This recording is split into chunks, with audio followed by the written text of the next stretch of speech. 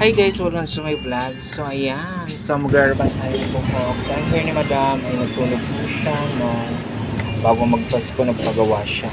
So ayan si madam, hindi po siya nasatisfied sa gawa sa kanya ng advance sa kanya.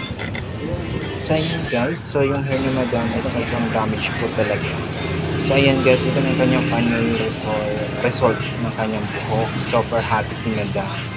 At ayan, o diba ang ganda. Oo, meron ako. So nasusuklay na siya. So sabi ko sa kanya, Okay na. huwag magpapabudol. So nabudol daw siya. So ayan, napadubling gastos si madam.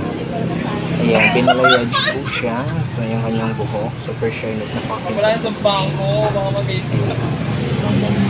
Thank you madam. Thank you viewers sa mga patuloy na nanonood sumusuporta sa aking YouTube channel. Please subscribe to my YouTube channel. Ayan, thank you for watching guys. Ito yung kanyang final result.